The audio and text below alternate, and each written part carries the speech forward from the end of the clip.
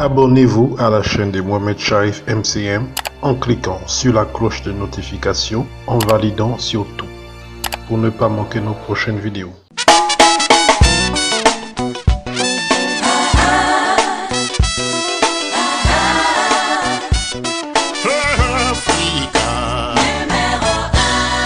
La radio africaine mettant de Libreville et de Mouyabi au Gabon. Bonjour à Gaël et Muriel à Logo de Libreville, la capitale gabonaise. Muriel et Gaël à Logo, Gaël au féminin. Hein. Vous êtes toutes les deux à Libreville au Gabon. Nous saluons Thérèse Mboumbu, toujours dans la capitale gabonaise, Libreville. Thérèse Mboumbu. Alors au Gabon, nous restons avec Omar Sow.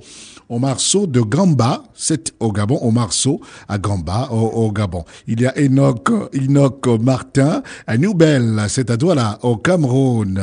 Enoch Martin à Newbel, un quartier de Douala, au Cameroun. Et puis il y a enfin, du côté de Bangui, en République centrafricaine, Mbarou, José Mbarou José à Bangui en République centrafricaine. C'est Chartrand qui réalise Africa Vie et ses tranches de vie, hein, vous le savez, mercredi, c'est aujourd'hui. Et j'accueille pour vous l'auditeur libre, le libre penseur, le chercheur Mohamed Sharif. Bonjour. Bonjour. Comment allez-vous, Mohamed Sharif? Ça va. Toujours en pleine forme. Hein. Surtout que je viens de rigoler, donc. Oui, ça fait du bien de rire. Hein, lorsqu'on rit, on gagne 8 ans de vie. Absolument. C'est très important. C'est riez de tout, vous allez voir. Ouais. Ça se passera bien.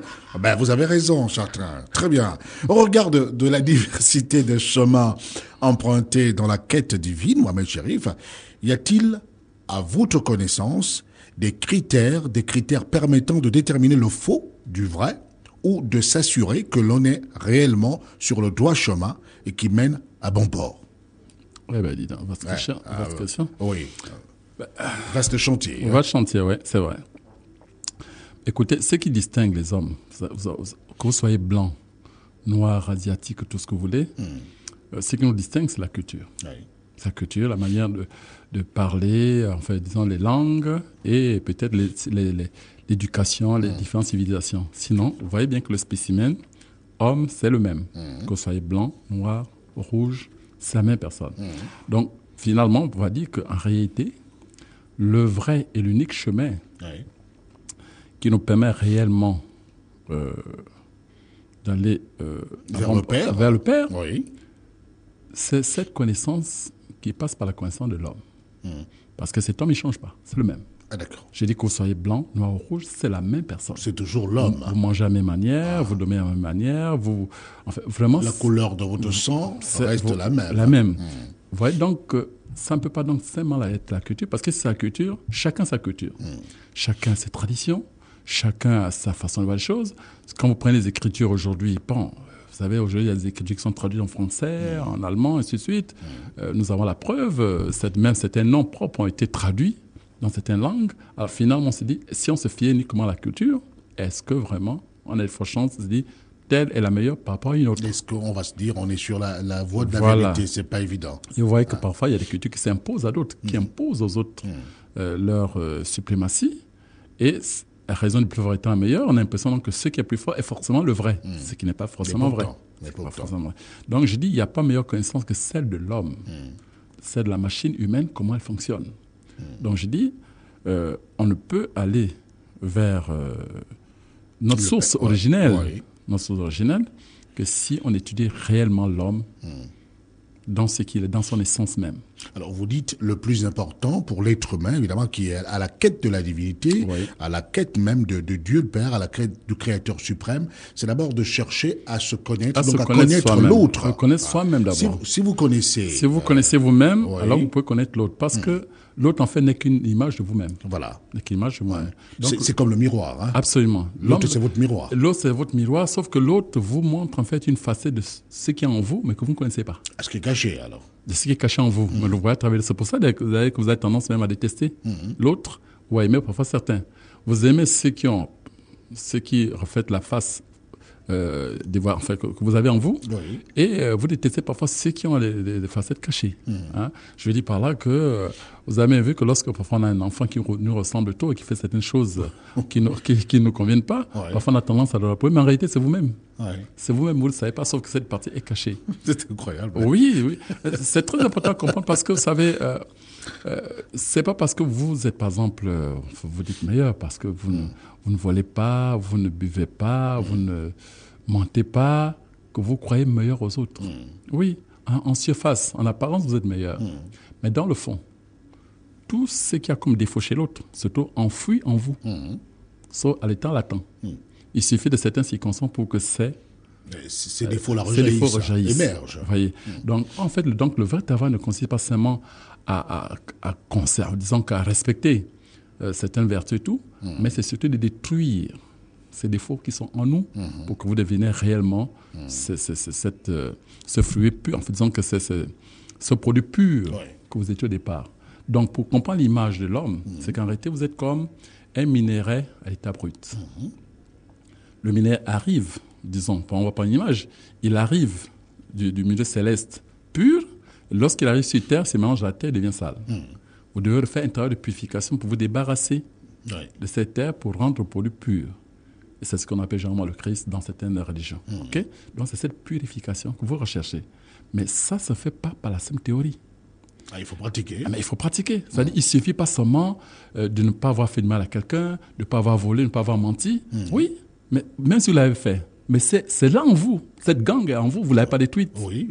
Je veux dire, même là, que vous avez beau vous cacher dans des monastères, dans des grottes, tout ça, pour prier votre Seigneur, mais c'est là en vous. Vous n'avez pas détruit cela. Ne serait-il pas bon d'expérimenter également tous ces défauts-là, le vol mais on ne naît pas, et autres. Non, pas forcément. On ne naît pas dans ce monde par hasard. Cet entourage qui est le nôtre est un gymnase psychologique. Il est indispensable.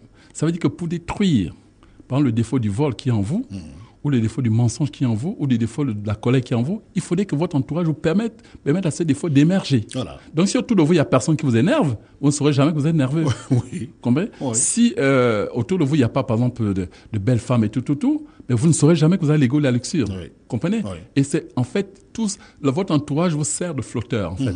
Qui peut savoir, tiens, j'ai tel défaut, et à vous de les combattre au fur et à mesure. Et donc, d'où d'ailleurs la belle expression, la Terre est un champ d'expérimentation. Absolument, mais c'est un laboratoire, en fait. C'est un laboratoire. Donc, nous sommes là, en fait, pour nous perfectionner, pour détruire ce qu'il y a de négatif en nous, afin de retrouver le produit pur, qui est donc, en fait, l'être même, l'être divin qui est en nous. Très bien. Vous comprenez ?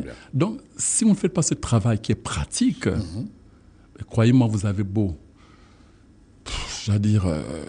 prier. Vous avez beau prier toute votre vie pendant 40 ans. C'est une illusion. C'est une illusion que vous avez évolué. Mais quand vous vous réincarnez, vous vous rendez compte qu'en réalité, vous n'avez pas évolué réellement.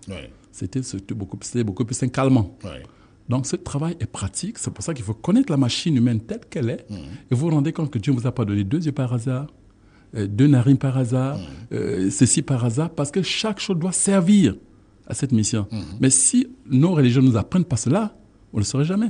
Vous avez par exemple vu qu'on ne fait pas un enfant par la simple prière. Il faut bien un acte physique. Forcément. N'est-ce pas ? Mais ce qui est en haut est comme ce qui est en bas. Si vous naissez ici bas par le sexe, sachez que vous naissez également dans le monde céleste, également par le sexe. Mais là, c'est tout un enseignement initiatique. Et c'est cet enseignement qu'on doit nous enseigner au lieu d'infantiliser, parce que quand vous suivez, on a l'impression que l'homme reste un éternel gamin. Attention ceci, attention cela. Oui, mais est-ce que ça rend les gens meilleurs ? Regarde le monde. Est-ce qu'il grandit ? Mais regarde le monde aujourd'hui comment il fonctionne. Est-ce qu'il est devenu meilleur parce qu'il y a une prolifération de religions, de sectes, tout ça ? Pas du tout. Parce que justement, nous enseignons tout sauf l'essentiel. Enseignons l'homme qui il est en profondeur. Je disais tantôt que c'est dommage que dans les universités, il n'y ait pas une matière comme la parapsychologie. Qu'on devait enseigner à partir de la seconde pour commencer à former des hommes. Parce qu'on leur enseigne ce qu'il y a de fondamental, l'homme lui-même. Qui est-il ? Comment il est formé ? À partir de ce moment, il prend la conscience de tout ce que Dieu a mis en lui et comment ça doit utiliser. Et ça éviterait moins de désordre aujourd'hui. Moins de désordre comme ce que nous voyons aujourd'hui. Il faut alors cette éducation fondamentale. Merci beaucoup, Mohamed Cherif. On va marquer la pause, mais je rappelle simplement que nous parlerons de la ménopause tout à l'heure. Dans la pharmacie de la nature, il faut bien qu'on aborde cet aspect à la demande de plusieurs dames. Mais on va en parler. On parlera de la ménopause. On va ouvrir votre courrier. Et attention, il y a des témoignages et des questions des auditeurs sur des problèmes de santé. Restez sur la radio. Vous écoutez Africa numéro 1, la radio africaine, émettant de Libreville et de Mouyabi au Gabon. C'est Tranche de vie sur Africain numéro 1. La radio africaine et c'est mercredi. Aujourd'hui, vous le savez, le mercredi, j'accueille pour vous l'auditeur libre, le libre penseur, le chercheur Mohamed Cherif. Comme tous les mercredis, nous allons à la recherche de la vérité. Alors, nous sommes aujourd'hui, Mohamed Cherif, le 14 avril 2010. Oui. Et bien sûr que nous avons déjà dit aux auditeurs, il y a quelques semaines, qu'effectivement, le 4e mois lunaire avait démarré le 17 mars dernier. Il devait courir jusqu'aujourd'hui. Le 14 avril 2010, Oui. Mohamed Cherif. Et je me rappelle que la semaine dernière, nous nous séparions sur le rappel de 2 jours fastes restants. Oui. C'était le 9 et le 12. Le 12, voilà. Oui. Donc, c'est fait qu'aujourd'hui, donc, disons que demain, nous entamons Oui. le 5e mois, Demain, le 15 avril. le 15 avril. Donc, ils ont la chance que nous puissions leur donner les jours fastes du 5e mois qui démarrent demain. Voilà. Parce que nous ne serons pas à l'antenne demain, donc on peut leur donner dès maintenant. Oui. Voilà. Donc, le 5e mois qui va du 15 avril au 14 mai 2010. Le 14 mai 2010. 2010. Alors, comme chaque mois, il y a 7 jours fastes. Oui. Ils vont les noter calmement. Oui. Nous avons le 16 avril, Le 16 avril. le 18 avril, Oui. le 21 avril, le 24 avril, le 1er mai. Le 1er mai. Ah, attention. Fait du travail. Oui, 1er Hein? mai, fête du travail. Hein, même si cette fête a été critiquée pendant longtemps. Hein. Ouais. Bon, ça c'est autre chose. Le 8 mai Le 8 mai, et le 11 mai. voilà. Voilà. Le 8 mai et le 11 mai. Donc pour le Ça mois me de fait mai, il y 7 en a 3 jours au total. Et pour le mois d'avril, qui court toujours, 4. 4. Voilà, ça Voilà, fait 7. ça fait 7 jours fastes. On va les reprendre pour les auditeurs qui prennent de notes. Ils ont tout à fait raison. Ce sont alors le 16, le 18, le 21 et le 24 avril, Oui. le 1er, le 8 et le 11 mai. Mais, Voilà, donc ça fait 7 jours fastes, messieurs, dames. Vous savez exactement. Alors, il y a que dans votre livre, Mohamed Cherif, le tout dernier, ben, vous vous amenez les uns les autres à être autonomes, donc à calculer absolument, soi-même absolument. les jours fastes. Oui. Donc, Mais facile. malheureusement, ce livre, pour l'instant, il n'y a qu'en Europe. Voilà. Il y a qu'en Donc, Europe. c'est pour ça que nous donnons. Enfin, bien sûr, nous continuons à donner parce que tout le monde n'a pas forcément le livre. Voilà. Mais au fur et à mesure que déjà on peut annoncer que cette fin du mois, le livre sortira en Afrique. Voilà. Donc nous pourrons certainement toucher toute l'Afrique. Toute l'Afrique. Toute oui. l'Afrique. Oui. Et ceux qui seront en possession de ces joyaux, parce que j'ai dit ce joyau, parce que il y a tellement de révélations à l'intérieur que je conseille déjà aux uns aux autres de réserver le leur. Parce que il y a des choses que je n'aurais même jamais dû publier, mais que, bon, j'ai dû réfléchir, j'ai médité, je publie pas, je publie pas. Je dis, allez, allons-y. Parce que demain, je sais plus peut-être de ce monde, autant qu'ils en profitent. Alors, donc, j'ai livré tellement de choses à l'intérieur que ils ont intérêt déjà à réserver leur livre. Et vous avez décidé, vous avez dit très bien, je leur donne ça quand Je même. leur donne ça. Je leur donne ça quand même. Merci beaucoup, Mohamed Cherif. Donc les jours fastes du 5e mois lunaire qui commence demain, 15 avril, et qui va courir jusqu'au 14 mai 2010 prochain, ce sont le 16, le 18, le 21, le 24 avril, le 1er, le 8 et le 11 mai. Voilà, 7 jours fastes, vous avez pris de bonnes notes et comme vous le savez, avec beaucoup de plaisir, nous revenons toujours chaque semaine sur les jours fastes restants. C'est toujours bien de le rappeler. Voilà donc qui est dit, voilà donc pour ces jours fastes que vous attendez tous. Évidemment, le 5e mois lunaire commence demain, n'oubliez pas, il commence demain. Lorsque nous disons jour faste, ça ne veut pas dire que les autres jours sont mauvais. Pas du tout. Pas du tout. Sauf que c'est des jours exceptionnels, exceptionnellement positifs. Voilà. Où les ondes positives sont d'une forte intensité. Voilà. Et donc, où on a beaucoup de chance de réaliser ce qu'on n'a pas pu réaliser les autres jours. Voilà. Voilà. Beaucoup plus ça. Et puis, je profite, puisque nous sommes aujourd'hui le 14 avril, de dire aux auditeurs qui nous écoutent pas que les compacts disques de ce magazine sont donc disponibles. Absolument. Sont disponibles. Vous pouvez donc appeler à Pirate-Net pour ceux qui sont en France, en Europe et aux États-Unis. Pirate-Net qui est à Paris, qui est au 01 41 78 60 42, 01 41 78 60 42, ou lui écrire à detina90@yahoo.fr. C'est toujours très important de rappeler parce que ceux qui nous écoutent pas ont envie évidemment d'écouter ce magazine, et comme on le dit souvent, parfois les recettes que vous donnez ici ne sont pas dans le livre. Absolument. Parce que si vous les donnez, c'est qu'ils ne sont pas dans le livre forcément. Absolument. Et ça, ils ont besoin justement de prendre ces recettes, mais ils les retrouvent retrouve dans notamment les compact disques, donc les CD, comme qui dirait. Donc les livres de Mohamed Cherif, les CD et le goji, vous vous adressez directement à Pierrette Annette, qui est à Paris, au 01 41 78 60 42, ou lui écrire à detina90@yahoo.fr. En Afrique, au Gabon, c'est la Libreville et le kiosque de la presse au Como, 07 09 10 75. Est-ce que le premier livre se vend bien? On va en parler dans un moment. Est-ce que aujourd'hui les gens se bagarrent exactement pour ça? On va dire un mot. Je souhaiterais peut-être qu'on ouvre d'abord le courrier des auditeurs. On va mettre les témoignages et des questions des auditeurs sur des problèmes de santé. Sincèrement, merci Mohamed Chéri pour tout ce que vous faites pour nous. Je voudrais savoir s'il existe un protocole. Un protocole, cette histoire de protocole, j'ai l'impression que ça en a pris goût, contre l'hépatite. Ouais. L'hépatite, là, c'est de façon générale, parce que il y a certainement des précisions. D'autre part, la commande de vos protocoles prend-elle également en compte les produits diététiques inhérents au traitement? Est-ce qu'il n'y aurait pas chez nous, en Afrique, un produit capable de rivaliser avec le goji? Bon, c'est une question. C'est une question. Une question, évidemment. Oui, écoutez, on a expliqué ce que c'est un protocole. On disait que c'était un traitement spécifique à chaque cas. C'est-à-dire que lorsque vous avez essayé les traitements à l'hôpital, ça ne marche pas. Lorsque vous avez essayé les recettes, ça ne marche pas. À ce moment, vous adressez votre demande à notre équipe de spécialistes qui étudie spécifiquement votre cas. Oui. On voit de quoi vous souffrez, s'il y a des radios, on examine. Et puis à partir de ce moment, il vous dresse un protocole, c'est-à-dire une ordonnance à base de produits de phytothérapie, donc des produits naturels, et qui sont vraiment adaptés au cas, à chaque cas, y compris sur l'hépatite. Donc adaptés non seulement au mal, mais à chaque cas, c'est-à-dire au vôtre. Voilà. Vous qui avez écrit, on l'a pas envie dernièrement pour l'arthrose, par exemple, qu'il y a des produits qui ne sont pas à la portée de tout le monde. Oui. Par exemple, qui permettent au cartilage de se régénérer. Oui. Bon, vous savez, ça c'est produit par exemple, nos spécialistes les détiennent et ils le mettent dans le protocole et à vous par la suite de vous procurer ces produits, bien sûr. Parce qu'il y a l'ordonnance qu'on appelle le protocole et ensuite il y a les produits que vous devez vous procurer qui sont sur cette ordonnance.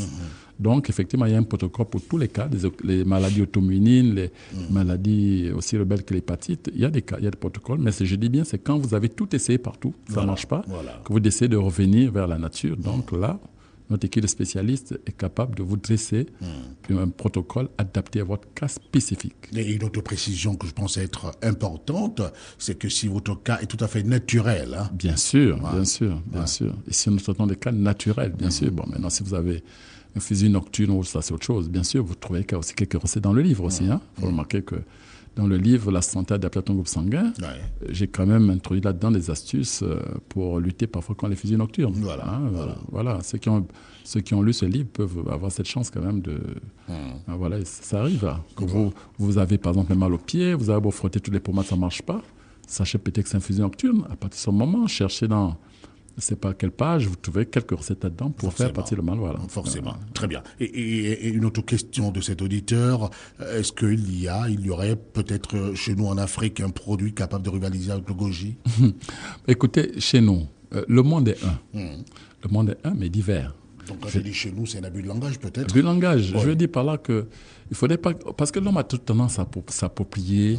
Chez moi. Mais le monde est un. C'est pas par hasard que Dieu a reparti le monde en zone désertique, en zone forestière, en zone maritime, ainsi de suite. C'est pour qu'on se complète tous. Je veux dire par là qu'il y a des produits, par exemple, vous trouvez que, par exemple, je prends le cas, par exemple, l'Iboga, par exemple, vous le trouvez qu'au Gabon. Donc, par exemple, un Américain ou un Canadien qui veut s'initier, par exemple, pour prendre l'Iboga, il vient qu'au Gabon. Très bien. Il a beau le planter aux États-Unis, ça ne marchera pas. Mais c'est quand, par exemple, vous avez des produits comme le goji, qui en fait vraiment des multiples vertus que vous trouvez dans plusieurs produits, vous les trouvez tous concentrés en un seul. Et ça, vous le trouvez en Chine. Écoutez, c'est pas parce que c'est chinois que nous devons nous en offusquer. Non, c'est un produit de Dieu, c'est un produit de la nature.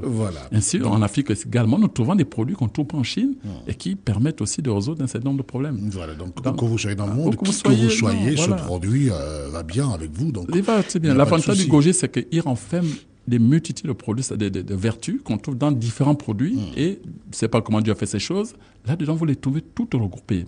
Voilà, c'est ça la différence. On l'a bien dit, par exemple, que le goji soigne par exemple 127 maladies à la fois. Par exemple. C'est pas par hasard. Par exemple. Aujourd'hui, en Chine, on voit comment les Chinois se portent chez eux. Vous avez des gens de 95 ans, 100 ans, vous avez l'impression qu'ils ont 40 ans. Mais parce que, ils ont la chance d'avoir ces produits naturels. Je dis pas qu'en Afrique, il n'y en a pas, mais je dis en Afrique, il y a certainement des produits qu'on trouve aussi en Chine et qui ont aussi des vertus aussi merveilleuses, mais peut-être pas. Et comme on le dit, la recherche se poursuit et vous-même, d'ailleurs, qui avez coutume de publier, justement, vous nous en parlerez certainement dans un autre livre, sait-on jamais. L'inconvénient chez nous, c'est qu'il y a des produits qui sont fabuleux en Afrique, mais dont on ne connaît pas les noms en français. Parfois, on a envie de les publier, mais on ne connaît pas. Ces écorces... Le nom scientifique, peut-être? On ne les trouve pas. En fait, je ne connais pas. Moi, je vous assure, je prends par exemple ces écorces, vous avez des femmes qui sont, par exemple, stériles, qui n'arrivent pas... Mais on pense à cette écorce, elle est broyée, la femme fait le lavement avec pendant 1 ou 2 jours. Mais si vous voyez tout ce qui sort, comment tout l'organisme se dégage, jusqu'au genou, tout se nettoie et tout, vous voyez. Mais ce produit, par exemple, vous aimez bien le publier dans votre livre, seulement on ne trouve pas le nom en français. Vous avez beau vous rapprocher pour faire des spécialistes, ils n'ont pas encore trouvé le nom en français. Absolument. Absolument. Ça me rappelle quelqu'un que nous avions reçu ici, il y a peut-être 4 ans, 5 ans maintenant, dans Fricavi. Il nous arrivait du Bénin, il vit désormais en France. C'est le docteur Gabin, pour ne pas le citer, qui s'occupait uniquement de ces femmes. Très bien, souvenez-vous. Et évidemment, il y avait un produit qui n'arrivait que du Bénin et qui avait un nom en Mina. Donc, facilement, on pouvait donner nom à ce produit, donc le retrouver facilement. Seulement, scientifiquement, on ne le trouve pas. On ne trouve pas le nom. Oui, par exemple, là, j'ai des spécialistes qui sont tout le monde, par exemple, qui ont des produits en forme de d'écorce, tout ça, mais qui parfois peuvent même de broyer les kystes ou les fibromes. Ouais, mais ça, par exemple, même si je voulais mettre ça dans le livre, il n'y a pas de nom français. Donc, voilà, il y a tout ça. Donc parfois les gens sont obligés d'appeler hors antenne et puis parfois on leur explique. Voilà, très bien. Merci. Ça c'était pour cet auditeur. Vous savez très bien qu'Internet n'a pas de frontières. Donc pas de frontières. Il n'y a pas de souci. Bonjour Mohamed Cherif. J'ai expérimenté avec succès sur ma mère la recette de la page 128 sur la cataracte. Je vous assure que ma mère ne jure désormais que par vous et prie chaque soir pour que Dieu vous bénisse à jamais, vous et votre famille. Cela dit, j'aimerais comprendre en quoi la consommation de l'eau glacée est-elle nuisible à la santé? Merci justement pour tout. Et que Dieu vous garde. Voilà. Ça, c'est intéressant parce que la recette, par exemple, sur la cataracte, je me rappelle qu'elle m'avait été donnée par un arrière-grand-père. Et d'ailleurs, pour recevoir cette recette, j'ai dû mettre peut-être plus de 2 ans avant qu'il me la donne. 2 ans? Oui, plus de 2 ans. J'ai dû le soudoyer. Selon lui, vous n'étiez pas prêt. Voilà, il voulait pas. Il estimait que, ainsi de suite. Il fallait le soudoyer chaque fois que je revenais. Et ce n'est que 2 ans après qu'il a lâché réellement qu'il m'a donné. Vous voyez que je l'ai livré gratuitement à la population, en fait, disons au grand public. Et je suis content de voir qu'aujourd'hui, même aux États-Unis, au Canada, j'ai reçu plusieurs témoignages comme ça où des gens peuvent résoudre le cas des cataractes à partir de cette recette. Voilà. Vous voyez qui est en fait gratuitement dans le livre. Donc c'est pour ça parfois quand j'entends les chiens suivent parfois le plus livre, je dis franchement, s'ils savaient qu'ils ont le paradis gratuitement. Voilà, donc c'est très important évidemment de s'appesantir dessus. Voilà. Alors en quoi l'eau glacée est-elle nuisible à la santé? C'est simple. C'est simple. Vous savez que l'organisme humain, le corps humain, quand vous prenez le corps humain normal, il a 37 degrés. 37 degrés. 37 degrés. Donc température normale du corps. Pourquoi pas 2? Pourquoi pas 100?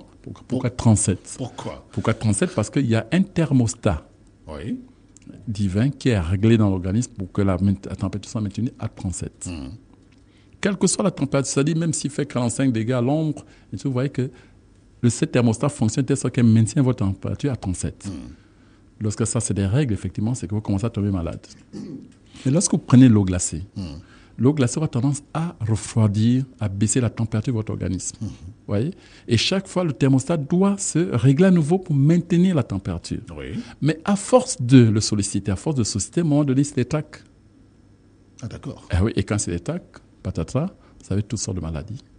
Les maux de rein, les maux de ceci, des maux de tête, même la baisse de la virilité. Pour l'homme. Pour l'homme, oui. Et même la frigidité chez les femmes. C'est peu dû comme à l'eau glacée qui boivent. Oui. Donc il y a telle conséquence quand vous buvez l'eau glacée de manière permanente, c'est pas bon. À plus forte raison en mangeant. Alors là, c'est encore plus catastrophique. Alors, toutes ces explications sont données dans mon livre, oui, dans la santé. La santé adaptée à ton corps. Voilà, d'ailleurs, je suis sûr qu'elle me pose ces questions. Si elle a réellement le livre, ces explications sont données en profondeur. Voilà. Voilà, donc attention à la consommation de l'eau glacée. Hein. Attention, hein. Il y a des conséquences fâcheuses. Sur l'organisme. Messieurs, dames, faites très, très, très attention.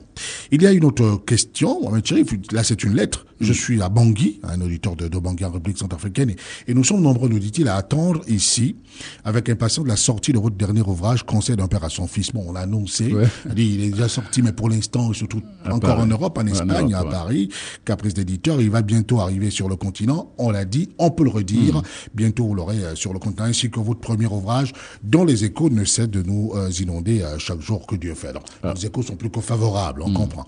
De grâce, Mohamed, pensez à nous aussi, hein, car il n'y a pas que l'Europe qui a droit aux bonnes chances.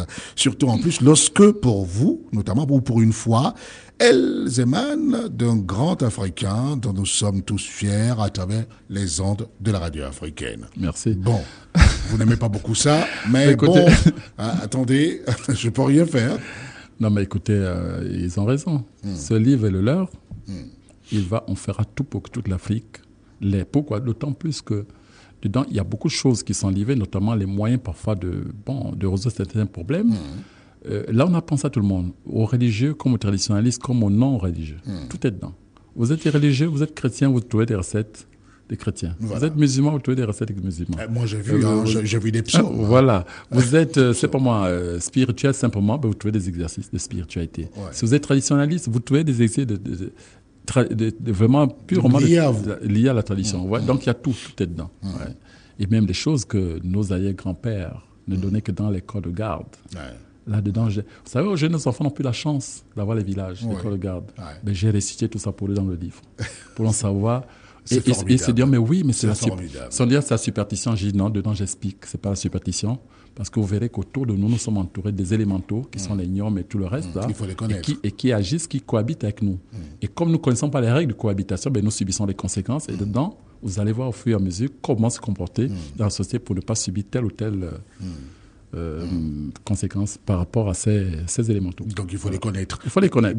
Par rapport à sa préoccupation, quand il dit très bien, il n'y a pas que l'Europe, etc., peut-être lui expliquer que le livre, justement, l'éditeur se trouve en France. Oui. Et que tout se passe au niveau de l'Espagne et la France, donc l'Europe de façon générale. Et là, il descend bientôt. Il descend bientôt en Afrique. Enfin, j'ai failli dire chez nous. Chez nous en Afrique, oui.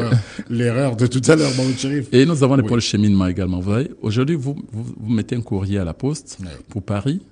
Vous l'avez en 3 jours. Il arrive à Paris. Mais quand vous avez le même colis à Brazza ou à Douala, vous avez pour parfois même 2 mois. 2 mois. 2 mois même. Je vous dis, j'ai des gens qui ont demandé des livres à Bangui. Bangui et même N'Djamena. Mais 3 mois avant que le livre n'arrive, c'est pas possible. Alors, courrier recommandé. C'est pas possible. Avec accusé de réception, ça arrive après 3 mois. La poste. Vous comprenez, voilà. Oui, la poste. C'est tout ça. La bonne vieille poste. C'est incroyable. Alors, certains, qu'est-ce qu'ils ont fait? Ils profitent quand il y a des délégations qui descendent sur Libreville. Très bien. Ils en profitent pour s'en procurer le livre et ils l'amènent. Voilà.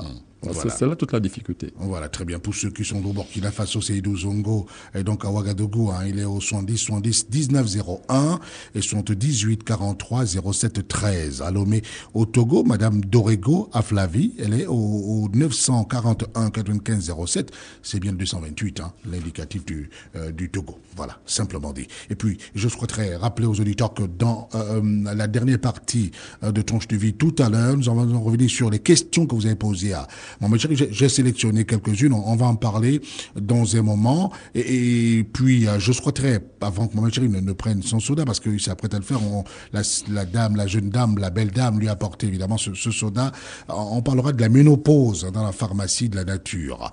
On marque la pause, Chartrain. À tout de suite.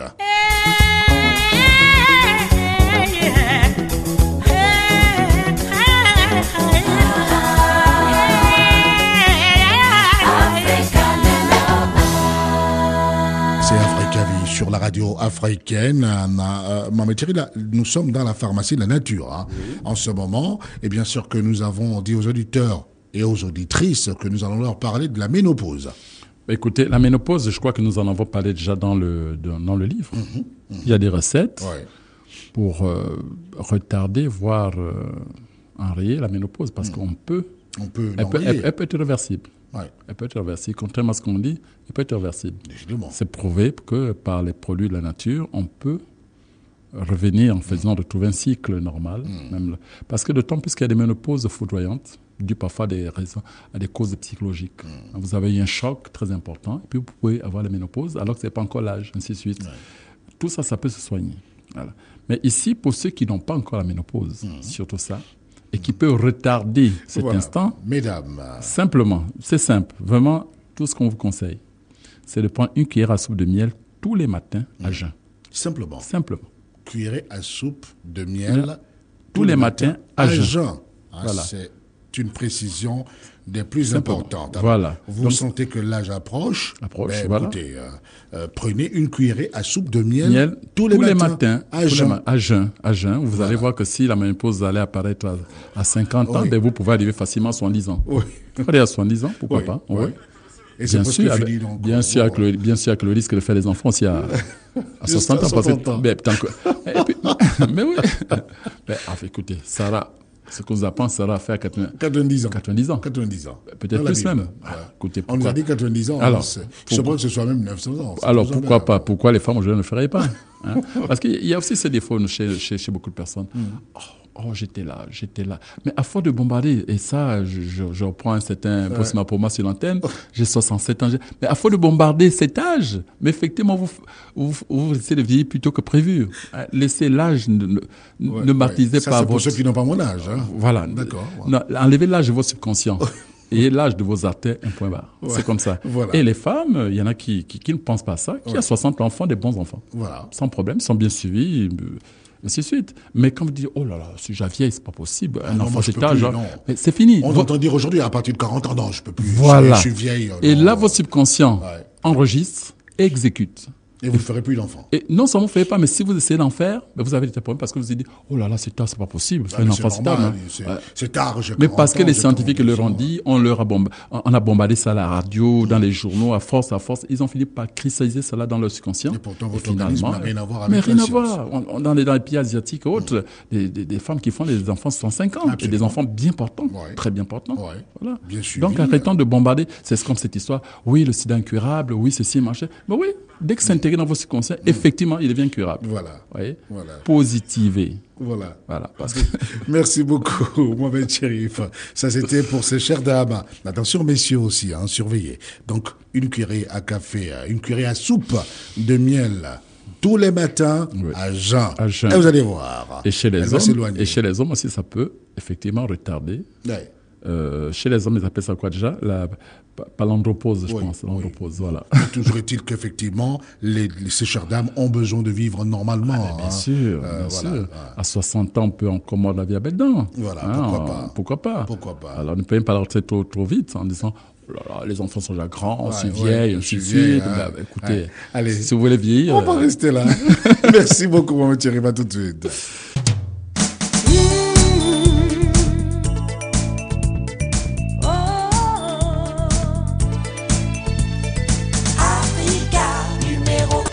La radio africaine émettant de Libreville et de Moyabi au Gabon, c'est Trans de Vie dans sa dernière ligne droite et mercredi, c'est aujourd'hui. Vous le savez, j'accueille pour vous l'auditeur libre, le libre penseur, le chercheur Mohamed Cherif et bien sûr que nous allons à la recherche de la vérité. Des questions que vous lui avez posées à Mohamed Cherif. Mohamed Cherif, voici la toute première. Quelle est la différence entre la spiritualité et la mystique? Spiritualité et mystique. Écoutez, apparemment, quand on prend les mots, on a l'impression que c'est la même chose, sauf que sur le plan pratique, la spiritualité en elle-même, en fait, la connaissance, c'est la connaissance de soi, en fait. Oui, connaissance de soi. De soi. Je veux dire qu'en fait, c'est celle qui vous donne, les règles, règles exactes les règles exactes du processus qui ramène... De la divinité. La recherche de la divinité, mais disons que c'est le processus exact, en fait. C'est la recherche de processus exact. Alors que la mystique, on a l'impression que c'est beaucoup plus la recherche du pouvoir. C'est-à-dire qu'on développe les facultés, psychiques, intérieures. Oui. Et dès qu'on les a, on a tout le pouvoir qu'on veut. Souvent, on peut tutoyer les anges, on peut tutoyer les esprits célestes et autres. Et souvent, malheureusement, lorsqu'on n'a pas développé la spiritualité, ce pouvoir peut être mis au service du diable, du démon, et vous voyez en train de faire certaines choses qui, au lieu de vous amener vers votre source originelle, ou plutôt vous amènent plutôt vers l'abîme. C'est comme ça que je vois la chose. Voilà, donc ça c'est finalement la différence que vous faites Absolument. entre la spiritualité et la mystique, effectivement. Effectivement, tous ceux qui sont mystiques ne sont pas des spirituels. Forcément, ils ne sont pas forcément spirituels. Mais les spirituels peuvent être mystiques. Très bien, merci clair, beaucoup. On ne peut pas atteindre cette spiritualité, ce degré de spiritualité sans avoir développé ses facultés. C'est comme lorsqu'on parle des Illuminati et de la maçonnerie, notamment la franc-maçonnerie, on va dire attention, tous les francs-maçons ne sont pas des Illuminati, mais tous les Illuminati sont des maçons. Voilà. Un pacte avec un esprit, mon maître Chérif, est-ce nécessairement négatif ? Passer un pacte avec un esprit. Moi, j'ai entendu des gens ici dans le magazine, attention, moi j'ai ma mouata avec moi, moi j'ai telle autre entité, etc. Donc on a passé un pacte avec cette entité-là. Est-ce que c'est forcément négatif ? Est-ce que c'est nécessairement mauvais ? En disant on va déjà définir un peu le pacte, disons que c'est un peu un contrat qu'on passe avec un esprit, en faisant une entité des plans supérieurs. Voilà. Mais vous savez que le pacte peut être conscient. Vous dites une entité de plan supérieur. Des plans supérieurs, voilà. Parce que bien sûr, il y a des pactes entre hommes. Mais ici, nous parlons plutôt avec un esprit. Donc, qui dit esprit, dit entité des plans supérieurs. Merci beaucoup. Et à partir du moment, on peut savoir que donc, tous les pactes ne sont pas forcément des pactes conscients. Il y a des pactes aussi inconscients. C'est-à-dire qu'on n'est pas certain qu'on a passé un pacte, mais on l'a passé quand même. Par exemple, si vous allez à la mer... non, mais écoutez, le seul fait de prier. Vous priez. Seigneur. Et à un moment donné, écoutez, vous vous rendez compte que vous arrivez à faire des petits miracles, et ainsi de suite. Vous pensez que c'est quoi ? Ce sont des entités qui sont avec vous, qui agissent à travers vous. Bon, sans savoir, vous avez passé des pactes avec eux. Mais c'est des pactes peut-être d'esprit pur, d'esprit supérieur, mais c'est toujours des pactes. Vous allez voir que quel que soit le domaine dans lequel vous excellez, vous professez, vous n'excellez que parce que il y a des entités qui vous servent de support. Donc, il y a ce plus ces entités. Mais vous ne les voyez pas. Mais en réalité, c'est eux qui agissent à travers vous. Vous êtes un très grand chanteur, vous êtes un très grand footballeur, vous êtes un grand poétique.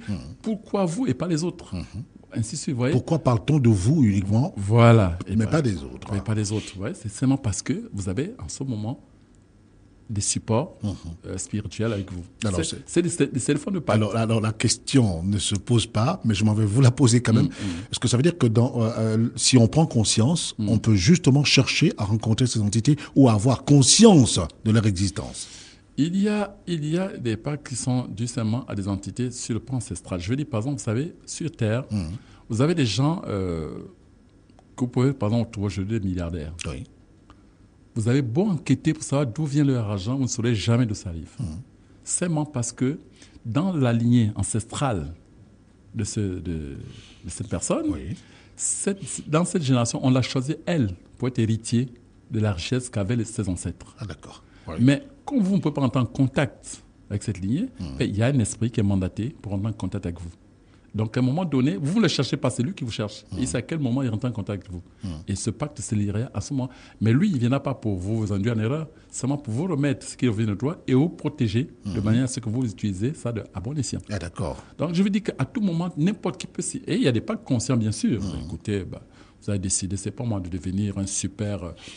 chanteur, il faudrait que tout le monde en parle de moi, il y a quelqu'un qui vous amène à la mer, qui va vous lier à un serpent. Bon, ça, c'est autre chose. Ça, c'est autre chose. Je vais seulement dire par là qu'il y a des pactes conscients et des pactes inconscients. Très bien. Et dans ces pactes, dans ces esprits, il y a des esprits positifs, des esprits purs, et il y a des esprits négatifs également. La seule différence, c'est que quand vous avez un contact avec un esprit pur, ce que vous obtenez nécessite beaucoup de patience. Beaucoup d'endurance, beaucoup de persévérance. Parfois, on se décourage. Parfois, vous découragez même, mais l'endurance finit que tôt ou tard, vous ne finissez pas. Et quand vous l'avez obtenu, vous obtenez tout ça, même vos arrière-petits-enfants bénéficieront de ce que vous avez gagné. C'est juste. C'est la voie de Dieu. Quel que soit le vent qui va souffler, vous restez Par contre, quand vous avez signé un pacte avec une entité démoniaque, vous cherchez la vie facile, il n'y a pas de problème. On vous sert, on vous donne ce que vous demandez. Seulement, quand vous avez fini de manger, on vous amène l'addition. Ah bah oui. Et l'addiction, c'est le sang et les douleurs. Et ça, c'est éphémère. Hein. Ça, c'est éphémère. Ça, Voilà. c'est éphémère. Parce que vous devez, je te donne, tu me donnes. Je te donne, je te donne. Quand tu sais me donner, écoutez, je ne vous donne plus. Et en plus, si vous me devez, écoutez, je viens me servir. Ouais. Voilà, c'est ça toute la différence. Oh là là. Donc, Oh je là dis là. par là qu'on peut signer un pacte, volontairement ou involontairement, consciemment ou inconsciemment, mais tout dépend de l'entité avec laquelle on se lie. Est-ce que c'est une entité pure? Les prophètes, Ouais. ils avaient mis des pactes. Avec qui? Avec le Saint-Esprit, avec l'ange Gabriel. Bon, écoutez, c'est grâce à cet esprit que Jésus faisait des miracles. C'est grâce à cet esprit que Mohamed, par exemple, recevait le Coran. Ouais. Mais écoutez, pourquoi lui et pas un autre? Ouais. C'est une forme de pacte, mais avec des esprits purs. Donc, je veux dire par là que le pacte n'est pas forcément négatif. Tout dépend de l'esprit avec lequel on se lie. Très bien. Ouais. Donc, ma dernière question, on n'a plus le droit de les citer. Vous avez apporté la réponse. Très bien. Voici Mohamed Cherif, est-ce vrai qu'il y a des hommes qui se marient à des sirènes? C'est pratiquement cette question est liée à la première, mais je tenais véritablement à la poser parce que j'ai regardé le courrier, je me suis dit, de nombreuses personnes veulent se lier à des sirènes, donc à des entités de l'eau. Est-ce vrai, Mohamed Cherif, qu'il existe dans ce monde sublunaire des hommes qui se marient à des sirènes? Quels sont les avantages? Les inconvénients. Et quels en sont les inconvénients, forcément? Oui, écoutez, nous avons reçu un auditeur ici, vous l'appelez, il y a quelques mois, qui disait que bon, je suivais telle voie, on ne va pas la citer ici, et qu'à travers le processus, elle a fini par rentrer en contact avec une sirène, ou je ne sais pas comment s'en débarrasser. C'est la fraternité blanche. Voilà. Vous n'avez pas voulu qu'on cite, mais bon, il fallait bien le dire quand même. Alors, cette sirène aujourd'hui, il empêche de vivre correctement sur le plan terrestre. C'est-à-dire qu'aujourd'hui, ce monsieur ne peut pas avoir de femme, parce que dès qu'une femme arrive dans sa chambre, la sirène se manifeste et chasse tout ce qu'il a comme amante. Ouais, c'est ça le mal. Parce que l'inconvénient de la sirène, c'est qu'elle peut se transformer en être physique et avoir des rapports intimes avec la personne. Ça veut dire quoi? Que la nuit tombée, elle vient vers vous elle vient vers vous, après elle prend elle se matérialise en forme. Ou bien vous sortez, vous allez dans un supermarché, vous la croisez. Ça dépend de là où est-ce qu'il est. Il y en a qui les contactent au niveau de la mer. C'est pour ça qu'il y a certaines plages où il n'est pas conseillé en fait d'envoyer même vos enfants baigner. Parce que parfois, inconsciemment, quand ils repartent là, ils ramènent sa sirène au dos et puis tôt ou tard, il finit par se manifester dans sa chambre, et ainsi de suite. Il y a d'autres qui le font consciemment, qui décident parce que voulant peut-être régner, ainsi de suite, tiens, j'ai décidé de me marier avec une sirène parce qu'au moins elle pourra m'aider, ainsi de suite. Voilà. Bon, il y a tout ça, voilà. Mais là, le malheur, c'est qu'elle vous empêche maintenant de vivre correctement votre vie terrestre. Parce qu'ils sont jaloux. Elles sont jalouses, ainsi de suite. Et puis, d'après, en causant avec les uns les autres, ils disaient que parfois, lorsque vous avez déjà eu des rapports intimes avec une sirène, écoutez, la femme physique, la femme terrestre, elle devient fade, quoi. Donc, elle ne vous dit plus rien. Elle est fade, c'est comme la nourriture sans sel. Parce que ce qu'il ressent là-bas, il ne ressentait nulle part avec un être humain. Vous voyez, il y a tous ces inconvénients. Mais le point, c'est que lorsqu'on meurt, lorsqu'on s'incarne, qu'est-ce qu'on devient? Que devient ce rapport? C'est ça, c'est un peu ça tout danger. Est-ce qu'on ne va pas dans ce monde-là? On ne va pas la retrouver? On ne va pas la rejoindre, cette sirène-là? Là, toute la question. Là, franchement, j'avoue que je n'ai pas creusé la question à ce niveau. Mais je vois plus d'inconvénients que d'avantages. L'avantage, je n'en connais même pas. Lorsqu'on dit, par exemple, vous passez quelque part, on dit, attends, vous voyez cette maison, le monsieur qui est le propriétaire de cette maison ou qui y habite, vit avec une sirène. On a l'impression que c'est de la fiction. Est-ce que c'est une réalité? Vous confirmez que ça, c'est une réalité? Mais écoutez, nous avons des témoignages de personnes qui nous ont dit qu'elles vivaient avec des sirènes. Elles nous ont dit qu'elles ne savaient même pas comment s'en débarrasser. Tellement les jaloux, les chassent tout le monde. Vous voyez que la personne était même désemparée. Oui, bien sûr, quand elle est venue vous voir. Elle dit, mais écoutez, ça, on dit, je ne sais pas comment vous pouvez vous en séparer. Vous n'aurez même pas dû entrer en contact avec, ainsi de suite.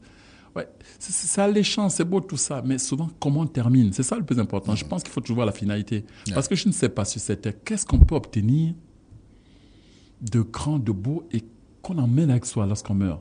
J'ai l'impression que c'est vraiment quand on dit vanité, tout reste. Autant alors sur le destin que Dieu vous a donné. Si Dieu a dit que vous êtes fait pour être riche, vous le serez naturellement. S'il y a dit vous êtes fait pour avoir le pouvoir, vous l'aurez naturellement. Mais tout ce qu'on veut absolument acquérir par des moyens occultes et en plus éphémères. Regardez souvent comment les gens terminent. Comment ils finissent, justement. Voilà. Ça se passe Donc, mal. à mon avis, je ne conseillais pas vraiment à beaucoup de le faire. Voilà. Et c'est sur ce beau conseil, évidemment, que nous nous séparons aujourd'hui. Merci beaucoup, Mohamed Cherif, d'avoir pris part à ce programme comme tous les mercredis, et merci surtout pour votre disponibilité. Merci à Charton qui a réalisé le magazine de l'après-midi qui se referme ici. Restez sur la radio, messieurs, dames, au revoir.